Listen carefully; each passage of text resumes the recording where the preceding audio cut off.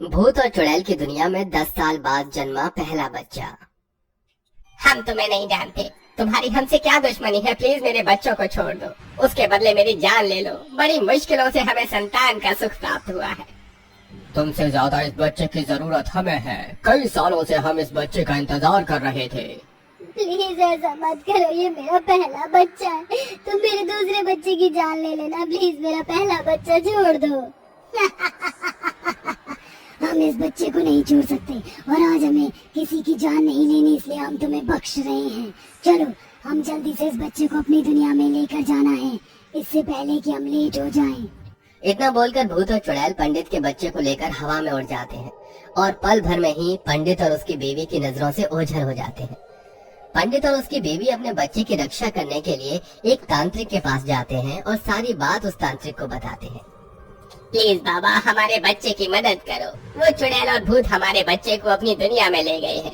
हमें हमारा बच्चा चाहिए। बड़ी प्रार्थना करने के बाद हमें हमारा बच्चा मिला था।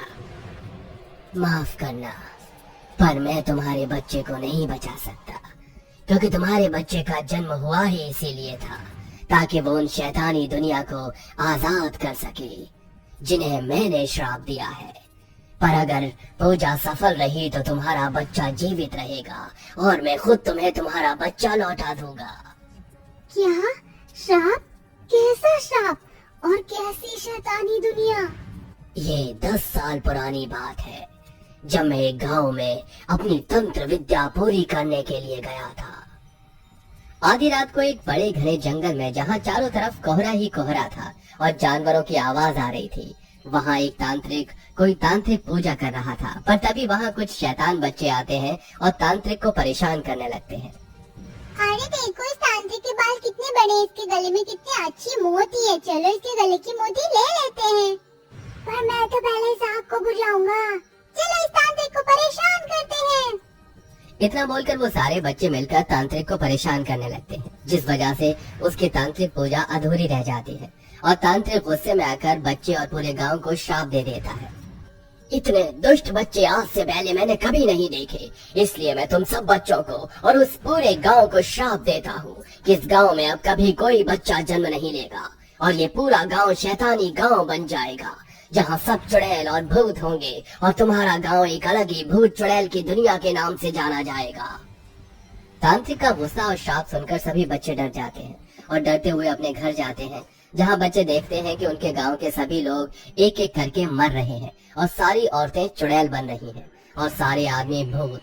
बच्चे सारी दुर्घटना अपने गांव वालों को बताते हैं, जिसके बाद वो सभी गांव वाले इस तांत्रिक से माफी मांगने के लिए जंगल में जाते हैं। बाबा हमें इस श्राप से मुक्त कर दो, हम इंसान से चुड़ैल और भूत बन गए। हमारे गांव के बच्चों की मौत हो गई है। बच्चों की गलती की माफी हम आपसे मांगते हैं, हमारे बच्चों से गलती हो गई। अब बहुत देर हो चुकी है, अब मैं अपना श्राप वापस नहीं ले सकता और अब मेरे श्राप ने काम करना शुरू कर दिया है। नहीं तांत्रिक बाबा, ऐसा मत बोलो, इसका कोई तो उपाय होगा। हम आपसे विनती करते हैं। एक उपाय है, अब तुम गांव वासी को इस श्राप से तभी छुटकारा पा सकते हो जब तुम किसी दूसरे गांव से नवजात शिशु को लेकर यहाँ आओ। पर याद रखना, उस नवजात शिशु के माथे पर काला टीका होना चाहिए और वह नवजात शिशु सिर्फ पूर्णिमा की रात को ही जन्म लेगा।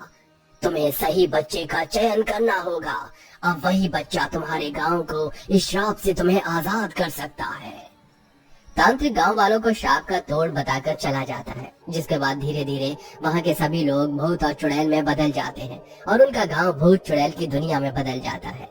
इसी तरह से कुछ दिन बीत जाते हैं और एक एक करके चुड़ैल और भूत हर रात किसी दूसरे गांव जाते और नवजात बच्चे को उठाते। ऐसे ही एक रात नैना राम की औरत अपने छोटे से बच्चे को लेकर सो रही थी। तभी वहाँ एक चुड़ैल आती है। सुनिए जी, देखिए हमारे घर में चुड़ैल है। क्या चुड़ैल? एक चुड़ैल हमारे बच्चे से दूर हो? तू जानता भी है तू किससे बात कर रही है? मैं एक चुड़ैल हूँ और मैं यहाँ तेरे बच्चे को लेने आई हूँ। अगर तू मेरे रास्ते में आया तो मैं तुम दोनों को खत्म कर दूंगी। अगर अपनी जान प्यारी है तो चुपचाप अपना बच्चा मुझे दे दो। नहीं, मैं अपना बच्चा तुम्हें नहीं ले जाने दूंगी, चाहे मेरी जान ही क्यों ना चली जाए। ठीक है, तो मैं तुझे मार कर ही तेरा बच्चा ले जाऊंगी।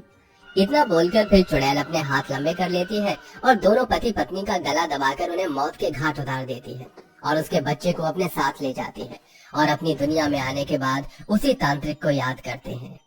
तांत्रिक बाबा, हम इस पूर्णिमा की रात को एक और नया बच्चा लाए हैं जिसके माथे पर काला टीका है। आकर पूजा करिए और हमें श्राप से मुक्त कीजिए ताकि हमारे गांव में भी बच्चे जन्म ले सके और हम फिर से इंसान बन सके। चुड़ैल और भूत के बुलाने पर तांत्रिक बाबा उनकी दुनिया में आता है और बच्चे को देख भूत और चुड़ैल से कहता है, ये वो बच्चा नहीं है जो तुम्हें श्राप से मुक्त कर सके। तुम एक बार फिर गलत बच्चा उठा कर लाए हो, या यूं कहूँ कि अब तक उस बच्चे ने इस दुनिया में जन्म ही नहीं लिया। बाबा, क्या आप हमें बता सकते हैं कि वो बच्चा इस दुनिया में कब जन्म लेगा और हम इस श्राप से कब मुक्त होंगे? क्योंकि पिछले 5 सालों में हम हर पूर्णिमा की रात को जाकर बच्चे की तलाश करते हैं और बहुत सी गर्भवती औरतों को बचाते हैं, ये सोच कर कि शायद हमें वो बच्चा मिल जाए जिसकी हमें तलाश है। मैं खुद नहीं जानता, पर तुम्हें इसी तरह से कोशिश करनी होगी अगर इस श्राप से मुक्त होना है तो।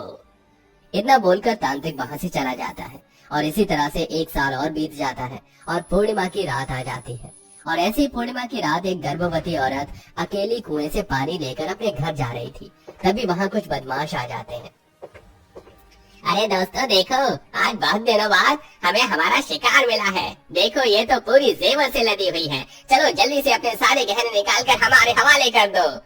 नहीं, मैं अपने गहने तुम्हें नहीं दे सकती। ये मेरे माता पिता की आखिरी निशानी है। नहीं दे सकती तो मरने के लिए तैयार हो जा। गुंडे गर्भवती औरत के गहने लेने के लिए उसके ऊपर चाकू से वार करने लगते हैं, पर तभी उसके सामने चुड़ैल आ जाती है और उसके पसीने छूटने लगते हैं। कुछ देर बाद उसके पीछे भूत खड़ा हो जाता है और दोनों भूत चुड़ैल मिलकर उन दोनों लड़कों के हाथ पैर तोड़ देते हैं और बड़ी ही बेरहमी से उन्हें मौत के घाट उतार देते हैं। ये सब देख वो औरत जमीन पर गिर जाती है, जिस वजह से उसके पेट में चोट लग जाती है और उसे डिलीवरी पेन होने लगता है। कोई मेरी और मेरे होने वाले बच्चे की मदद करो।